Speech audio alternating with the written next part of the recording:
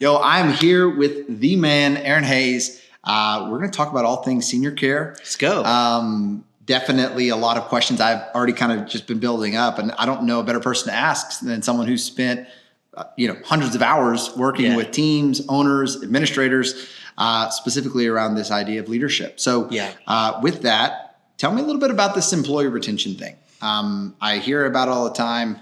It's kind of like the mystery box. People don't really understand why employee turnover is so high, why culture is difficult. So with that, man, tell me, what's the deal? We're just going straight for the jugular, right? Straight to employee retention. I think it's fascinating. You step into the senior living world, and a lot of people think employee retention is, primarily happening. We're losing people because people are unmotivated. We're losing employees because there's just no good employees out there to find. But actually, I think that what we're discovering is that employee retention is really like a byproduct of a couple of different things. The biggest one being that people are avoiding conflict. Right. We say this a lot with our teams, is that conflict avoided is conflict multiplied. And there's a whole bunch of conflict that's being multiplied because people are afraid to face it. Right. Well, okay, now in my mind, I'm just thinking about I've gotten to lead teams before. It's like, people are like, no, we don't have a problem with conflict. Right. No, I mean, I tell them what they need to know. I tell them what they need to hear. Yeah. Maybe kind of go into more of what are some things that people are missing? Yeah. Because I know teams feel it. Right. They're afraid to bring it up to the leader. How does that happen, and why does it happen? I think there's two dynamics. One is that when conflict shows up, we all just kind of show up with whatever tools we had from growing up. Right. So what you got from your parents. Yeah. Right. So whatever you got from Harold, is kind of what you bring in. And a lot of people, they don't have a lot of tools. So what's the old saying is like, if you're a hammer, everything looks like a nail. Some people come in and they have like one perspective on what conflict looks like, and that's that I get loud, or it's my way or the highway. And so what happens is every single situation turns into this me versus you instead of us versus the problem. So I think that's one thing, is people are coming in with a really low level of a skill set. I think the second area that really shows up in conflict is people have a low level of like self-awareness when it comes to the reality that conflict pretty much throws most people into fight, flight, or freeze. Sure. And when you go into like fight, flight, or freeze mode, it's exactly that. Some people want to fight, some people run and hide, and some people just literally like shut down. And this doesn't stop when you become a leader. It's kind of fascinating. In the senior living world, people get into this industry because they really care. They care about seniors. They've discovered meaning and purpose in their life when they've realized, like, I have the ability to actually impact someone's life for the positive. So they get really good at what they do, and then they get promoted because they're good at the tasks. Right. But being good at the task doesn't make you a good leader. Sure. And then they get into these moments where now all these people who were my friends are now the people who I have to lead. But when I was their friend, I didn't have to hold them accountable for anything. Right. I didn't have to engage conflict. No, I didn't have to. Yeah, I didn't have to be like, hey, like we need to follow through on this. I would do my part. Right. And so all of a sudden, these people who are normally naturally very caring and loving, they're having to hold people accountable, and they don't want to have it. They feel uncomfortable with it. They feel like, I don't have the skills. I don't know how to say that. So they start avoiding it, and it gets really bad. Right. Okay. Now my mind's going everywhere. So how does this impact people at the administrator or at the owner level? Like, say I'm sitting here and, obviously there's conflict not being addressed, not being handled correctly. If there's a deficiency in the skill set, maybe they weren't trained to lead. Like, kind of walk me through, how does this impact those people higher up? Like, how does it run up the food chain, so to speak? Well, so if you think about it, every level that you rise up, let's say you're a shift leader, you have responsibility for people that are on that ground floor level, but then you get into being a house manager. Now you're overseeing all those shift leaders. When you get into a level where you're an administrator, I just want you to think the number of people now that are making decisions underneath you. So think about it like this. If I go and tell my kids to clean their room, Wyatt, go clean your room.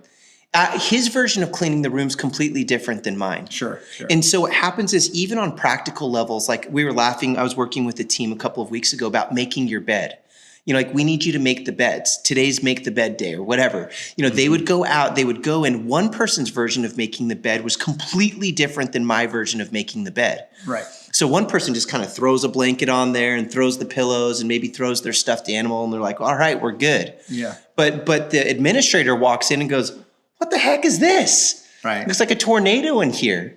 And when you ask the person, did you make the bed? They're like, yeah, I made the bed. Right. But their version is different. And so what happens is the higher up you go, just multiply the layers of those areas where accountability needs to be present. But if you don't have skills for conflict, if you don't know how to hold people accountable, if you don't know how to build trust that makes people want to work together, all of those things start like snowballing or like cascading down, and you get administrators or owners who've purchased a home thinking, man, this is going to be an amazing thing, a senior living business. I'm doing good for my community. I'm loving on seniors, and it benefits my family. And what happens is their dream turns into a nightmare because the thing that they thought that was going to help them achieve their goals has turned into this very complex human organism that has all of these arms, that have all of these details, and no one's holding anyone accountable.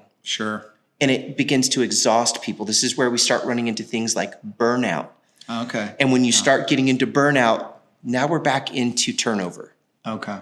Gotcha. Now let's address the burnout thing. I think, the interesting thing about burnout is sometimes people that are burnout don't know they're burnout. Right.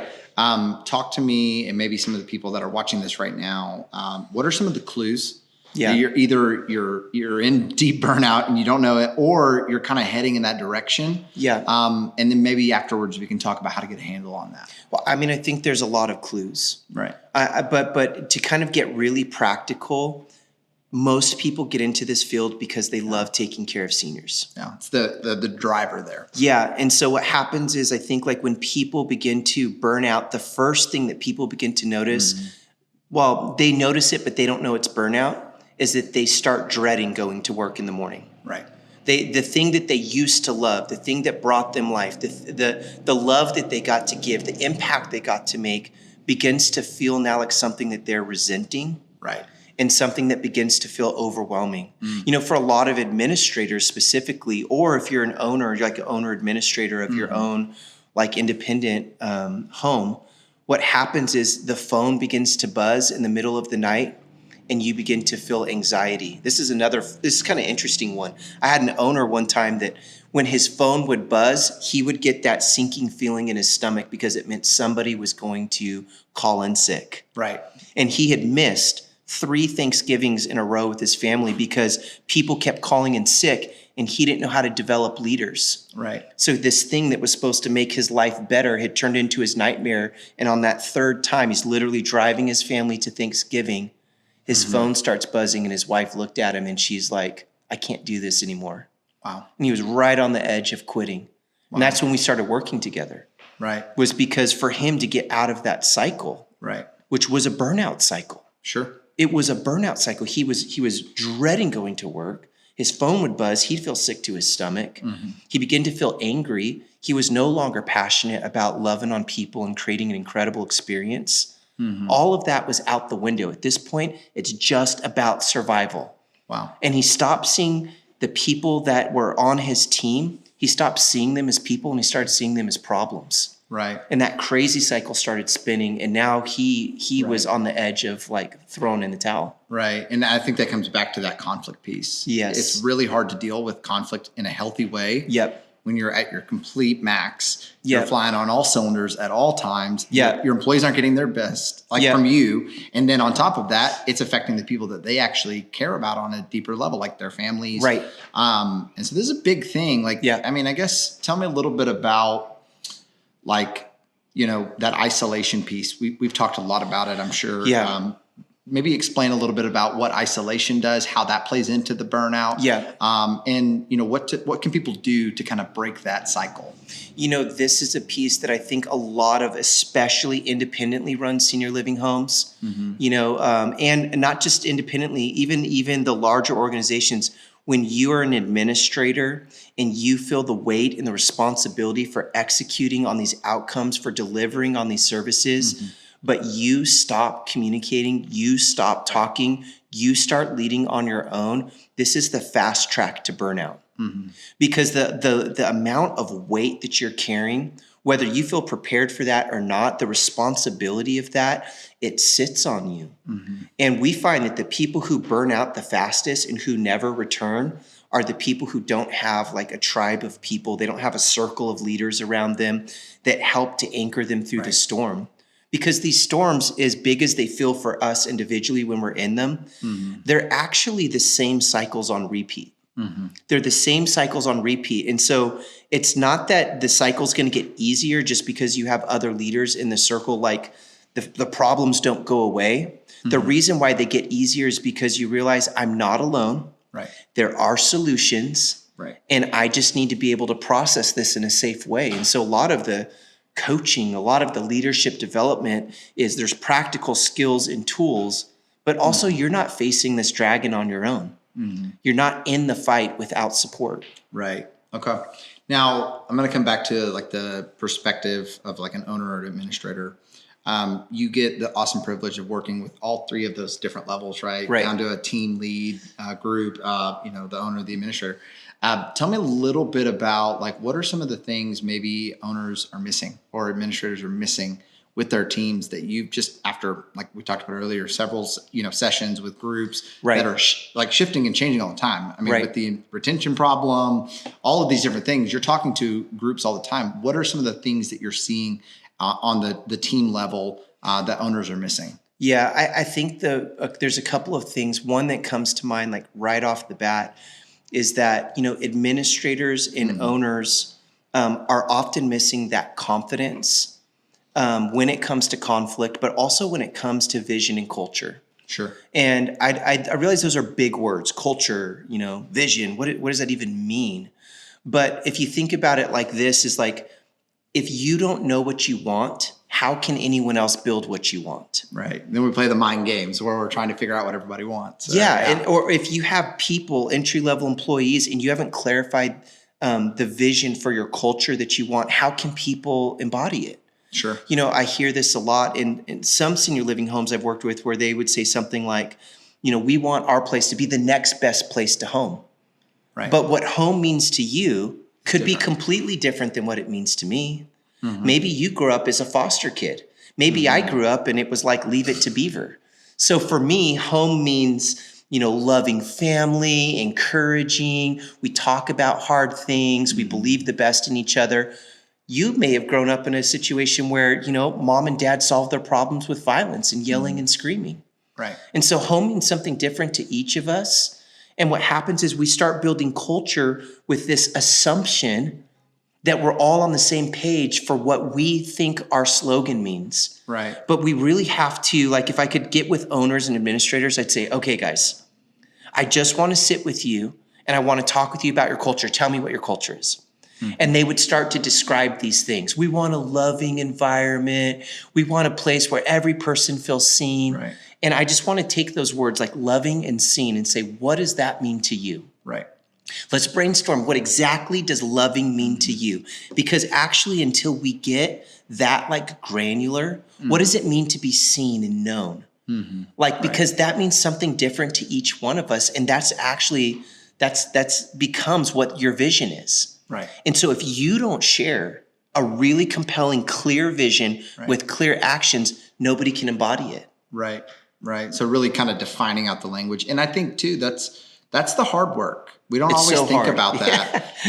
It's extremely difficult to create something that is completely already present, like as a value inside of the organization. Right.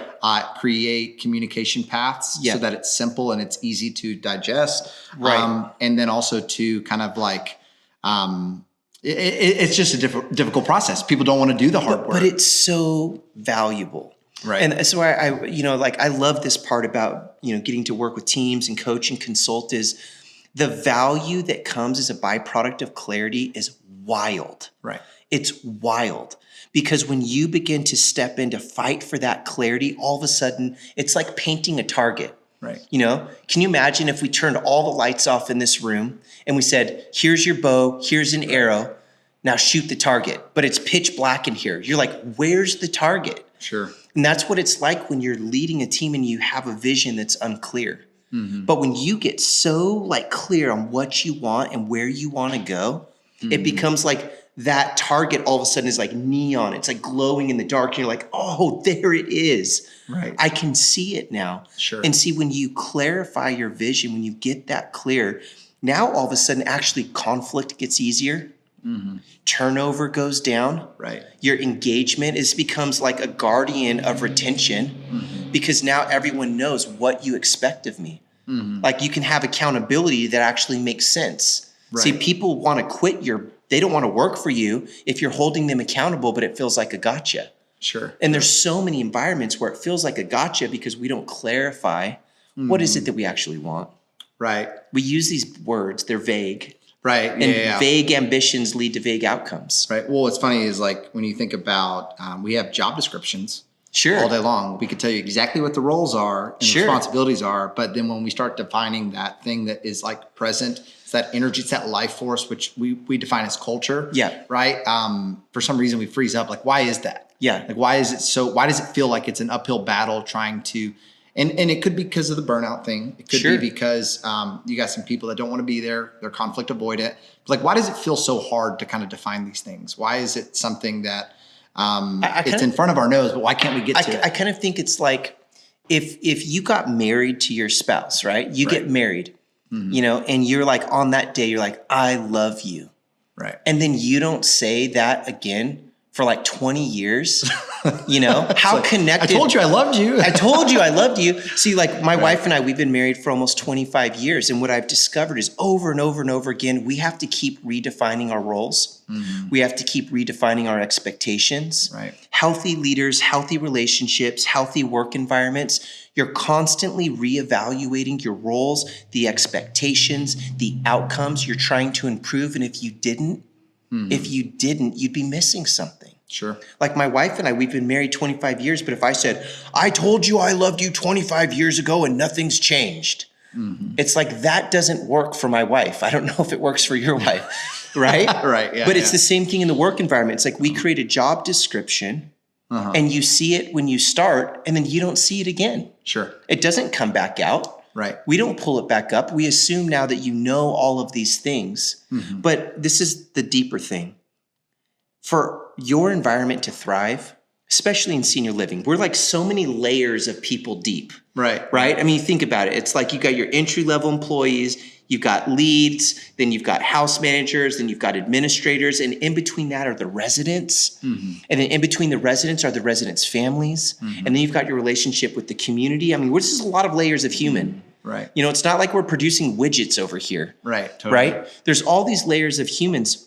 So the thing that I find interesting is that in all of these layers of people and of humanity is that if we take the time to clarify those values and what we want, what happens is the byproduct we get is trust.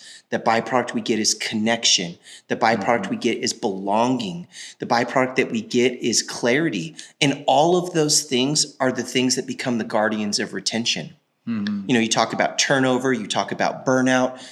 Can you imagine a place where people are burning out when everyone's trying to support one another and encourage one another? Probably not. Right. Can you imagine a burnout place? Yeah, we have so much burnout, but it doesn't make any sense. Everyone's covering each other's shifts and looking out for one another. No, that's not how it works. The way it works is when people begin to feel disconnected from the mission, disconnected from the vision, they're not clear what you want. What happens is you get what you inspect. And you also get what you expect. Or you don't get what you expect. You get what you inspect. Right. Totally. You've got to check in. You've got to support that. You've got to come back around. Kind of like my wife and I, every couple of weeks, not really weeks. It's really every other day. We're checking in with each other. And that's not micromanagement. That's healthy relationship.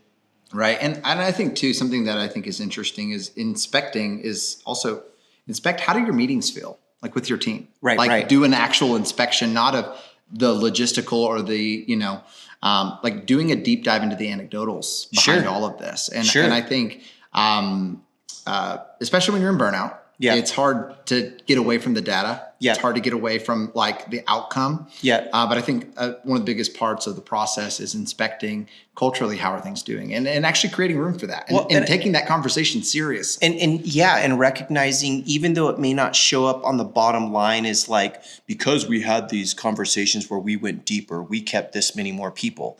A lot of people want that type of an outcome. Right.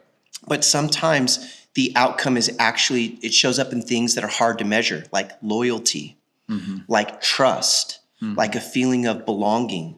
So there's some things that are outcomes that you don't realize that build that deep connection that keeps people around. But this is where I go to in my mind. So, I don't know if this is your senior living home or just the ones I've been working with. But so many of the senior living homes I'm working with are 90 to 95% female. Right. I would say somewhere between 40 to 50% of these females are single or single moms or retired women, not retired, but of retirement age. They're older and they're in a tough spot financially. And I just want you to think back, like if we're making a movie out of this avatar of a person's life, it's tough. Being a single mom is tough. Being an older woman who's working at a slightly above minimum wage job is tough. Right. That's a difficult place. And I just want you to think, like, who encourages them? Right. Who celebrates them? Who sees them? Right. And so we're like, hey, I need you to do X, Y, and Z. But if you could slow down for a minute and be like, hey, how are you doing? How are things going? I heard you had some problems with your car. I heard your dog died. Are you okay? Right. I mean, or even just like recognizing some of them, this is their place of mastery. This is their place of greatness. Hey, Charlene, I just want you to know you are incredible at what you do. Yeah. And I just want you to know that. I realize that right now may sound a little bit like, oh, that seems kind of weird, or that seems a little bit uncomfortable. It is uncomfortable for a lot of people. Totally. But until we learn how to almost have like language that feels fatherly or motherly, or I call it big sister energy. So I'm working with these teams. I'm like, I need you to channel the cool big sister, right, or the cool older cousin, that the person you looked up to who could say something to you and speak into you in a way that no one else could. Maybe it's your grandma, maybe it's your big sister. For me, it was always like, I had a cousin named Michael, and I always thought he was so cool. But if Michael had pulled me aside and say, hey, Aaron, you're doing an amazing job right now, it would have landed, right? It would have landed. And a lot of times it's teaching leaders to go, it's not just about the tasks. It's about the why behind the what. Sure. It's and it's really about the who, because really your people are your fuel. Right. And you got to learn how to actually take care of your fuel. Yeah. It's interesting in my mind. I'm thinking about the concept of like, the power of certainty and belief. Yeah. It's like transferable.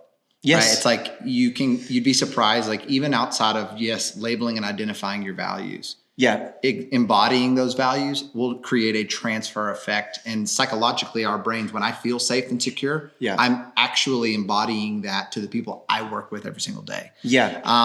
What would you say though to somebody, because a lot of people feel like personality wise, maybe they don't always like, for you, obviously it comes natural. I think that's why everybody loves you. What would you say to the person that maybe feels a little bit more introverted? They found themselves in this place where they're feeling like, I don't connect with my team and I don't know why. Like I try really hard. It feels disingenuous. Like what kind of practicals would you give someone like that who maybe feels like Aaron's awesome, but I don't actually feel like I could do that to the same degree that he could? Yeah. I think a lot of people look out at leaders and we see the charismatic leader and we go, I could never be that guy. And the truth is like, I actually don't need you to become more like me. I just need you to be the empowered version of you. Right. The best version of you. The best version of you. And so like, there was one leader I worked with. This isn't in senior living at all, but this was one of the most unique leaders I ever met. He was a superintendent of the largest school district in my hometown. Right. And he was so interesting because he was totally introverted. I never saw the guy in like 10 years give a speech. I never saw him give a speech. And he was the superintendent of his school district. Right. He had other people giving speeches. See, his secret was that the thing that made him so influential wasn't that he gave the speeches or that he was the charismatic leader. It was that he was world-class at seeing the greatness in others. Sure. And so he was the guy that would find someone who had a gift or a talent behind the scenes and go, wow, you're really good at that. Mm-hmm. If I created an opportunity for you to do more of that, would you want to do more of that? Mm-hmm. And people would be like, oh my gosh, he saw me. Right. And they'd be like, are you kidding? And then they would rise up. Mm-hmm. See, he wasn't the charismatic leader and he knew it, and he was never going to try and become that. He leaned into his gift, which was the ability to see where people were great. Right. And so he was like the most unique leader ever. There's people right now that are in their senior living like role right now. Maybe they're administrators. Maybe you're an owner and you're like, I can't give these charismatic speeches and really get everyone motivated that way. But I want to ask you this. Can you talk to someone on the side? Can you encourage someone and see where they're great? See, a lot of times you guys carry skills that you don't even realize you carry, and you actually just need someone to activate that in you so that you can activate your team. Right. Not everyone gets activated the same way. Right. Right. And so a leader just needs the encouragement, maybe sometimes the coaching to find how to activate their voice in that way. Right. And I think that's the thing we keep coming back to is like, if you're trying to do all this stuff on your own, you're just never going to get there. You're going to need the people around you forming these beliefs, these values, these virtues into you just through proximity, presence. And I would encourage you too, if you're feeling isolated, you don't have to lead isolated, right? Yeah. I know that's one of the values and things that you talk about all the time. Don't lead alone. Don't lead alone. My favorite quote ever is from a TV show. It's like, it's really hard to go through life if nobody believes in you. Wow. But I do believe that there are people out there that, probably believe in you more than you realize. Yeah. Just, break that barrier, reach out, send text, find people that will champion you. Yeah. And I think that's probably made a big difference in your life. I mean, would absolutely. you say so? Well, I think that there's times in my life where I was in survival mode. Right. I was in fight, flight, or freeze. And when that happens, like, it's extra hard for your brain to problem solve. And I see this on repeat in senior living is you get to this place where you're in survival mode, and every decision, even if it was a decision you've made 100 times before, it just gets infinitely harder because your brain's trying to not be in survival mode to solve that problem. Totally. And so, like, I feel like this is the power of a sounding board. This is the power of having a coach. This is the power of having support, is that when you get to that place where you're like, I know it's there, it's on the tip of my brain, I can't quite figure out how to approach this difficult conversation. I can't figure out how to talk to this person. I can't figure out how we're going to come up with a solution for this policy or procedure that we need to fix. That's the moment when you need another person. You need another voice. And too many leaders are facing all these challenges thinking they've got to reinvent the wheel over and over again, and you don't. Sure. You don't. Gotcha. Well, awesome. Well, Aaron, thank you so much. I'm sure there's so many other things that we didn't get to, but we'll definitely be doing this again soon. So awesome, man. I appreciate your time, and we'll do it again soon. Thanks, man. Yeah.